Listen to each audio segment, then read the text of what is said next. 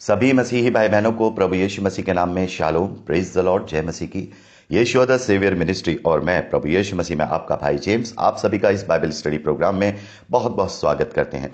मेरे प्यारे भाई बहनों, हम अध्ययन कर रहे हैं मत्ती रचित सुसमाचार का और अब छोटी सी प्रार्थना के साथ आज के अध्ययन को हम शुरू करेंगे। हालेलुया, धन्यवाद पिता परमेश्वर, धन्यवाद करते हैं पिता आपके अद्भुत रीति वाले प्रेम के लिए पिता, जो आपने अपने इकलौते पुत्र को देकर हम सभी पर प्रकट किया। धन्यवाद करते पिता परमेश्वर आपके अनुग्रह, आपके महान प्रेम, आपकी तमाम स्वर्गीय और आत्मिक आशीषों के लिए। धन्यवाद करते हैं इस बाइबल स्टडी प्रोग्राम के लिए जिसके द्वारा हम आशीषित हो रहे हैं पिता। होने दे पिता परमेश्वर, आज के अध्ययन में पवित्र आत्मा हमारी सहायता, मदद और अगुवाई करे, सत्य वचन ठीक रीति से सिखाए ताकि हम उन्हें अपने जीवन में लागू करें, आपके ग्रहणी योग्य बने और आपके राज्य के लिए इस्तेमाल हो सके पिता।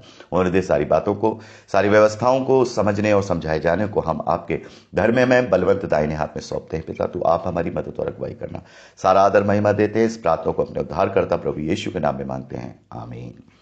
तो मेरे प्यारे भाई बहनों, हम लोग अध्ययन कर रहे हैं मत्ती रचित सुसमाचार का और अब समय है कि हम उसके 13वें अध्याय और 51 वचन से आगे का अध्ययन करें। मेरे प्यारे भाई बहनों, सारी बातों को यहाँ प्रभु जब बताते हैं, हमने पढ़ा जो दृष्टांत वगैरह सब बातें करने के बाद प्रभु यहाँ 51 वचन में चेलों से पूछते हैं, क्या तुमने ये बातें समझी? ये सब बातें तुमने समझी? चेलों ने कहा हाँ। प्रभु 52 वचन में कहते हैं, उसने कहा, इसलिए हर एक शास्त्री को जो स्वर्ग के राज्य का चेला बना है उस गृहस्थ के समान है जो अपने भंडार से नई और पुरानी वस्तुएं निकालता है। तो यहाँ ये गृहस्थ कौन है? गृहस्थ को यहाँ हम एक स्टोर कीपर के रूप में लेते हैं कि एक स्टोर कीपर के समान है जो अपने स्टोर में से, जो उसे पता है कि मेरे स्टोर में कौन सी चीज पुरानी है, कौन सी चीज नई है, उनको वो एक समान तरीके से निकालता है। तो यहाँ ये शास्त्री कौन है? मेरे प्यारे भाई बहनों, शास्त्री जैसा कि मैंने आपको बताया था, जो पवित्र शास्त्र बाइबल का ज्ञान रखते हैं उन्हें शास्त्री कहा जाता है। अर्थात उस वक्त पुराने नियम का ज्ञान रखने वालों को, पुराने नियम के जानकारों को शास्त्री, यानी कि शास्त्र के जानकार को शास्त्री कहा जाता था। तो प्रभु यहाँ कह रहे हैं कि जो कोई भी परमेश्वर के वचन का ज्ञान रखने वाला अगर प्रभु के राज्य का चेला बनता है, स्वर्ग के राज्य का चेला बनता है, तो उसे नई और पुरानी बातों को जानना जरूरी है, उनकी पहचान उससे जरूरी है और उनका इस्तेमाल करना, कि नई चीजों को नई तरीके से इस्तेमाल करना, पुरानी चीजों को पुरानी तरीके से इस्तेमाल करना। अर्थात जैसे हम देखते हैं प्रभु यीशु मसीह ने भी अपने प्रचार में पुराने नियम के वचनों को यहाँ इसी 13वें अध्याय में हम देखते हैं यशायाह भविष्यद्वक्ता की पुस्तक को इस्तेमाल किया। और हम देखते हैं कि जो ये मत्ती रचित सुसमाचार जो लिख रहे हैं मत्ती, इन्होंने भी अपनी बात को प्रूव करने के लिए पुराने नियम के बहुत सारे वचनों का यहाँ प्रयोग किया है। और पौलुस को देख लें, हम पतरस को देख लें, और जितने भी और प्रभु के चेले थे वो सब पुराने बात को, नए नियम की बात को एक साथ देते थे। ऐसा नहीं था केवल वो नई नई बातें कर रहे हैं, पुरानी बातों से उन्हें सिद्ध करते थे।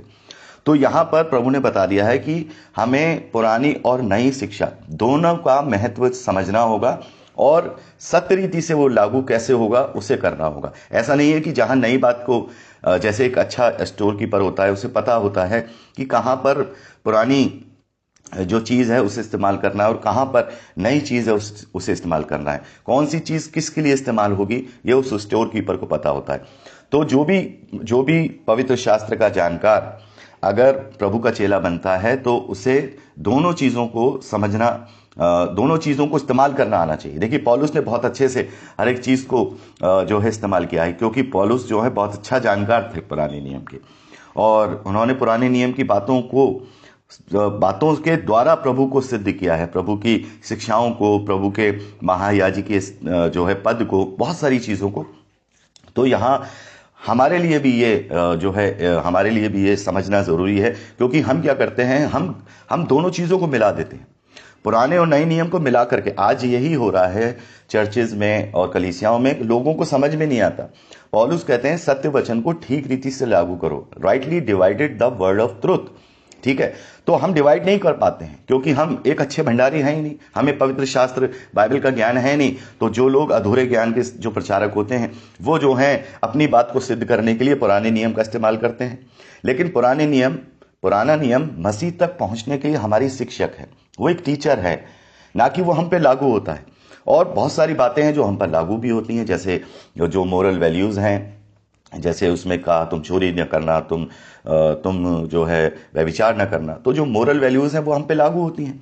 तो हमें जानना चाहिए। इसलिए एक अच्छा जो शास्त्री प्रभु का है, जिसे वचन का ज्ञान है, वो जो प्रभु का चेला बना है, वो एक समझदारी के साथ दोनों चीजों को क्या करता है, उसी नजर से देखता है। जो पुराना है उसे पुराने की तरीके से देखता है, और जो नया है उसे नए तरीके से देखता है। तो यहां प्रभु ने ये बात समझा दी है। आगे बढ़ते हैं हम 53वें वचन से लेकर के, जब हम यहां लास्ट मेरे प्यारे भाई बहनों 58वें वचन तक पढ़ते हैं, तो यहां प्रभु यीशु मसीह का अपने ही शहर में नाजरत में अनादर होता है। हम जानते हैं प्रभु यीशु मसीह नासरत नामक शहर में ही पले बड़े, और वहीं से उनका पूरा ज्यादातर जो है जीवन गुजरा है। वो इसलिए हुआ क्योंकि परमेश्वर का वचन पूरा हुआ कि वो नासरी कहलाएगा। इसलिए प्रभु यीशु मसीह को यीशु नासरी भी कहा जाता था। ठीक है, तो हम देखते हैं कि वहां पर अपने नगर में आया और आराधनालय में उन्हें ऐसा उपदेश देने लगा जिससे वो चकित होकर कहने लगे, इसको किए ज्ञान और सामर्थ्य के काम कहां से मिले? बड़े ध्यान से, क्या ये बड़ई का बेटा नहीं? क्या इसकी माता का नाम मरियम नहीं? क्या इसके भाइयों के नाम याकूब, यूसुफ, शिमौन और यहूदा नहीं? और क्या इसकी सब बहनें हमारे बीच में नहीं रहती? फिर इसको ये सब कहां से मिला? यानी कि उसके विषय में वो बात करने लगे, ये कहां से मिला? अरे ये तो बड़ई का बेटा है, तो यहीं रहता था, ये तो पूरे समय कारपेंटरी का काम करता था, ये सब ज्ञान इसे कहां से मिला? तो उसका इस बात से वो लोग चकित होकर उसको जो है इस तरीके से उसका अनादर करने लगे। लेकिन यहां पर प्रभु आगे कहते हैं कि जो परमेश्वर के लोग होते हैं उनका सबसे ज्यादा अनादर जो होता है उन्हीं के घर में, उन्हीं के ही लोगों के द्वारा होता है। और प्रभु कहते हैं कि इस प्रकार उन्होंने इस कारण ठोकर खाई, पर यीशु ने उनसे कहा, भविष्यद्वक्ता का अपने देश और अपने घर को छोड़ कहीं निरादर नहीं होता। और उसने वहां उनके अविश्वास के कारण बहुत से सामर्थ के काम नहीं किए। तो हम यहां पर इस बारे में देखते हैं कि प्रभु ने पहले कह दिया था कि जहां तुम मेरे राज्य का कार्य करोगे तो वहीं सबसे पहले लोग तुम्हें तुच्छ जानेंगे, घर वाले ही सबसे पहले तुच्छ जानेंगे, फिर उस शहर वाले तुम्हें तुच्छ जानेंगे, और बाकी लोग तुम्हारा आदर करेंगे। तो ये बहुत ही एक ऐसी चीज है जो हमारे जीवन में दिखाई देती है कि हाँ है। लेकिन जो मेन बात है यहां पर हम देख रहे हैं कि वो लोग जो हैं प्रभु को अच्छी तरह से पहचानते हैं, प्रभु के विषय में जानते हैं, उसके भाइयों के भी नाम जानते हैं, उसकी बहनों के विषय में भी जानते हैं। और बहुत सारे लोग जो हैं प्रभु पर ये एक जो है गलत प्रचार करते हैं कि प्रभु यीशु मसीह यहाँ बौद्ध मठ में आए थे, कश्मीर में आए थे, और यहाँ उन्होंने ज्ञान लिया था, उन्होंने ये किया था, वो किया था। और क्योंकि ऐसा माना जाता है कि प्रभु यीशु मसीह का 12 साल से लेकर के 33 साल की उम्र तक का जो विवरण है बाइबल में नहीं देखते। लूका रचित सुसमाचार में पढ़ते हैं हम कि प्रभु यीशु मसीह 12 साल की उम्र में मंदिर में वाद विवाद कर रहे थे, और मरियम और यूसुफ उन्हें ढूंढ रहे थे, और उन्होंने उन्हें मंदिर में पाया।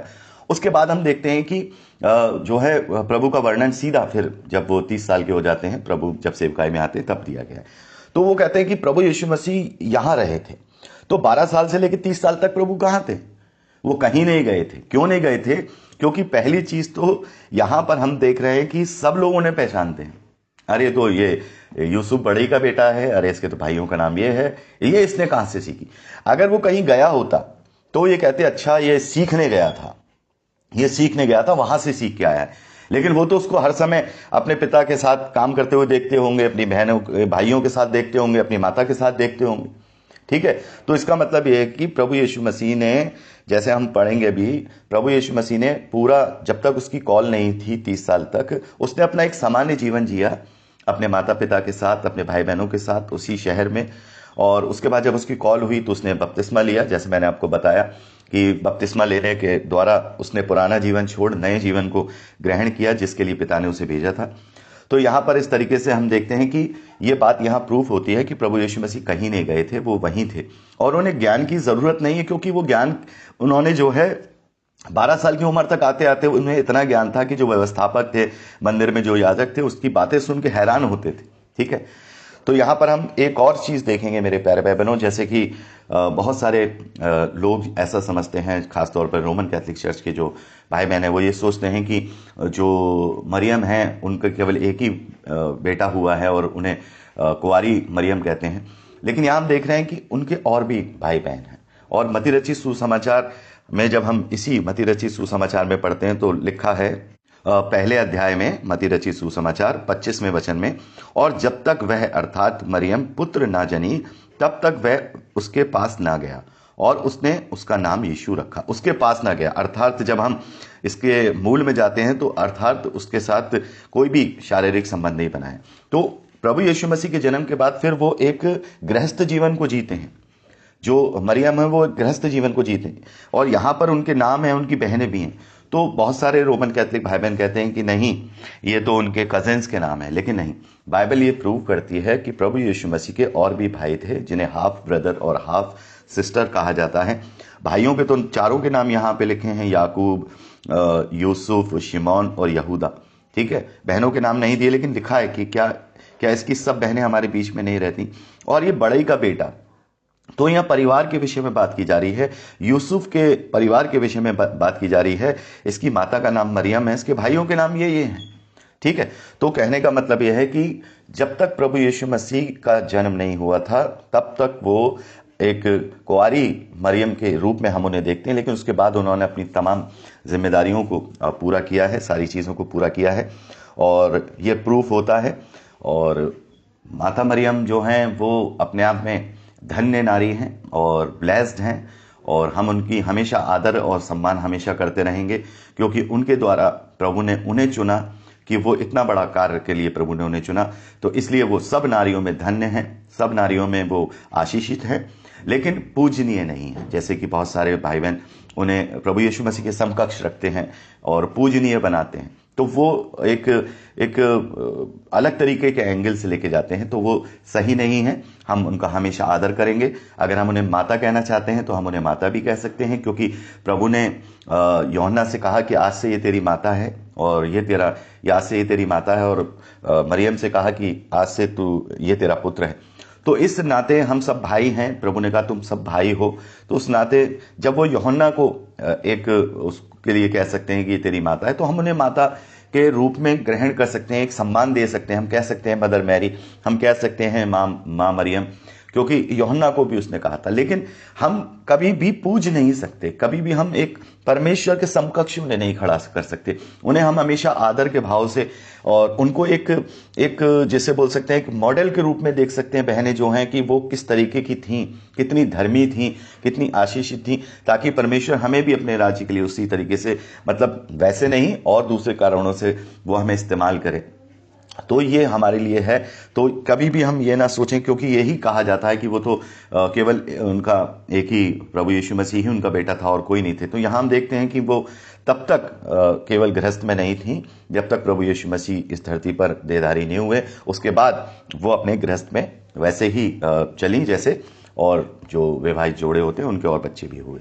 ठीक है, तो मेरे प्यारे भाई बहनों, इस प्रकार से यहाँ हम देखते हैं कि यीशु का अनादर उसी के शहर में होता है। प्रभु ने कह दिया था कि तुम्हारे ही लोग जो है तुम्हें नहीं समझेंगे, और ये आज बिल्कुल बात सही है कि जहाँ से भी हम प्रभु के राज्य का काम शुरू करते हैं वहाँ के लोग आपको हमेशा तुच्छ जानते हैं, क्योंकि वो आपके प्रेजेंट को नहीं देखते। देखिए, आप में से बहुत सारे भाई बहनों के साथ ऐसा हुआ होगा कि वो आपके प्रेजेंट को नहीं देखते हैं कि अब आपका जीवन बदल गया है। वो नहीं देखते हैं कि आप पहले क्या थे और अब क्या हो गए। पहले आप झूठ बोलते थे, अब नहीं बोलते। पहले आप जो गलत काम भी करते थे लेकिन हम नहीं करते। अब हम बिल्कुल कोमल हो गए हैं, हम प्रभु में बिल्कुल हमारा जीवन बदल गया। वो ये नहीं देखते, वो पुरानी बातें याद करते हैं। अरे ये तो ये करता था, अरे ये तो यूं करता था। अरे वो समझ ही नहीं पाते हैं कि जीवन बदलना किसे कहते हैं। वो उस नए जीवन को नहीं देखते हैं, लेकिन वो पुरानी बातों को याद करते हैं। इसलिए वो लोग जो हैं कभी भी सम्मान नहीं करते। लेकिन जो बाहर के लोग होते हैं वो आपके पुराने जीवन को नहीं जानते, वरन उस बदले हुए जीवन को जानते हैं जिससे वो सीख रहे हैं, या जो भी बातें हैं प्रभु के राज्य की वो समझ रहे हैं। तो वो इसलिए उस बातों को सुनते हैं। तो मेरे प्यारे भाई बहनों, होना तो ये चाहिए कि लोग इस बात के लिए चकित हों और लोग इस बात के लिए हैरान हो कि ये व्यक्ति पहले क्या था और अब इसका जीवन कैसा बदल गया, और उसके द्वारा वो लोग बदलें। लेकिन क्या है ना, लोग तर्कवादी होते हैं। जैसे प्रभु ने समझा दिया कि ये उन बच्चों के समान है जो कहते हैं कि हमने बीन बजाई तुम नाचे नहीं, हमने शोक किया तुमने छाती नहीं पीटी। तो ये केवल बुराई देखते हैं, और ऐसे लोग कभी भी जो है अच्छाई को ग्रहण नहीं करते। ठीक है मेरे प्यारे भाई बहनों, तो प्रभु ने यहाँ पर पूरी बात समझा दी। यहाँ पर हमने 13वें अध्याय का अध्ययन कंप्लीट किया है, और अब हम 14वें अध्याय की ओर आगे बढ़ेंगे अगली रिकॉर्डिंग में। परमेश्वर हम सबको आशीष दे।